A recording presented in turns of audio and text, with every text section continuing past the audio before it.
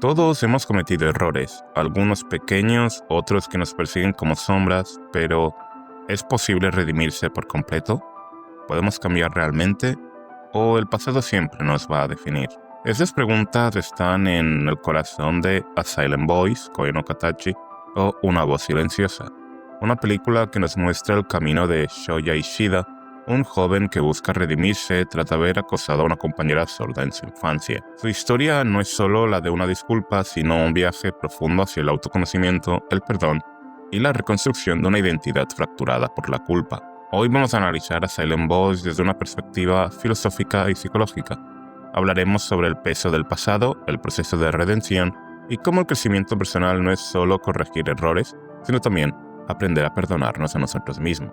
Y antes de empezar, voy a aclarar que con este vídeo no estoy blanqueando el abuso, el bullying o cualquier comportamiento de otra índole bastante seria, como es el caso, simplemente para justificar al personaje o para redimirlo. Desde el inicio de la película, A Silent Voice nos muestra un detalle crucial.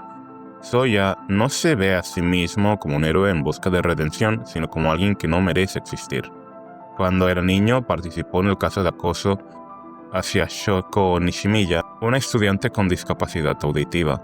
Pero cuando las consecuencias de sus actos recaen sobre él, sus amigos lo abandonan y se convierten en la nueva víctima del rechazo. Algo bastante común, sobre todo en estos círculos, donde la masa social tiene bastante que ver, como es así en los casos del bullying mismo, donde obviamente los actos nunca tienen una razón lógica detrás de ellos, sino una razón de comportamiento social y obviamente falta de educación y civismo, por lo que prácticamente cualquier persona puede pasar directamente de víctima a victimario o de victimario a víctima.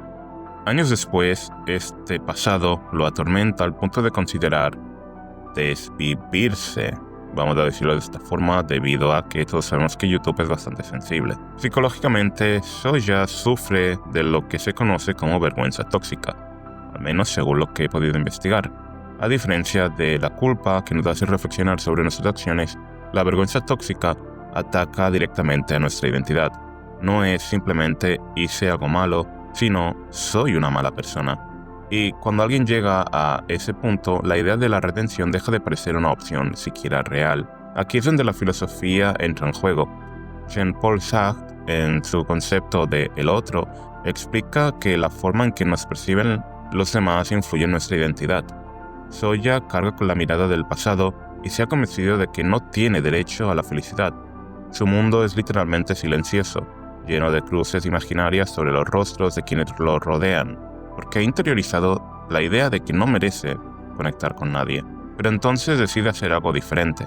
Busca a Shoko y trata de disculparse. Este es el primer paso hacia la redención, aceptar el daño que causaste y enfrentarte a ello sin esperar que la otra persona te perdone de inmediato.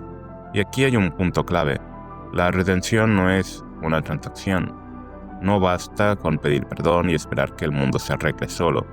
La verdadera redención implica un cambio interno, genuino. Uno de los errores más comunes en quienes buscan redención es querer borrar su pasado en lugar de aprender de él.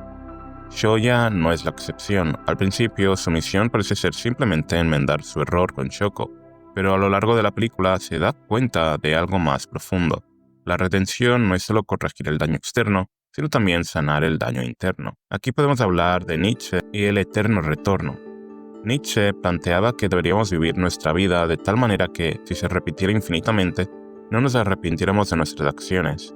Para Shoya, su viaje no es solo sobre lo que hizo en el pasado, sino sobre cómo quiere vivir el resto de su vida.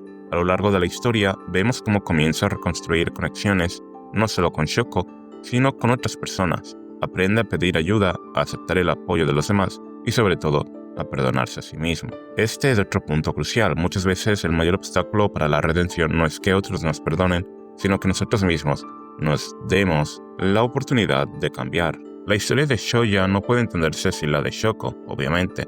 Aunque Shoya busca redención, Shoko también lucha con su propia culpa. Ella cree que su existencia ha sido una carga para los demás, al punto de considerar que su baneo de la vida haría la vida de los demás mucho más fácil debido a su discapacidad.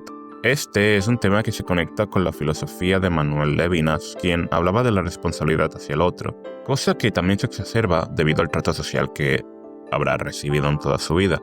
No simplemente por el caso de Shoya y el bullying que habrá recibido, sino por el trato social a su discapacidad, hacia el que es diferente.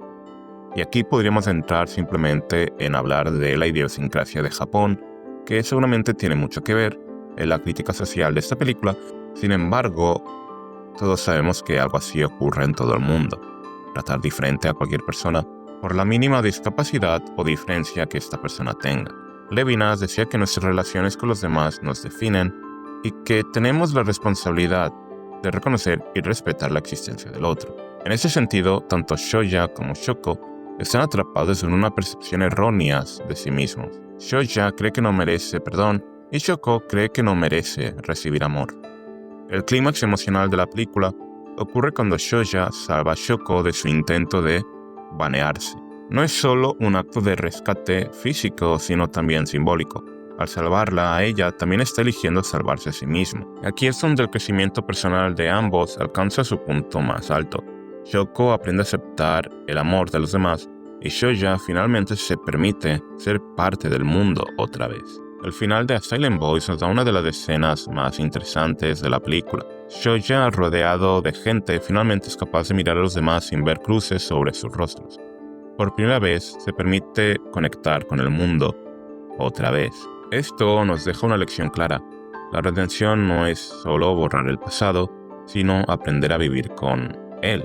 Mucha gente piensa que mejorar como persona significa simplemente olvidar los errores o hacer que los demás los olviden, pero la verdadera transformación viene cuando aceptamos nuestro pasado, sin dejar que nos defina, y elegimos avanzar. La pregunta no es si puedes redimirte, la pregunta es qué vas a hacer a partir de ahora. Este análisis no solo nos habla de A Silent Voice, sino de la vida misma. ¿Cuántas veces hemos sido prisioneros de nuestros propios errores? ¿Cuántas veces hemos sentido que no merecemos una segunda oportunidad? Si esta historia nos deja algo en claro es que siempre hay espacio para el cambio, pero ese cambio comienza con una clara decisión, la decisión de seguir adelante.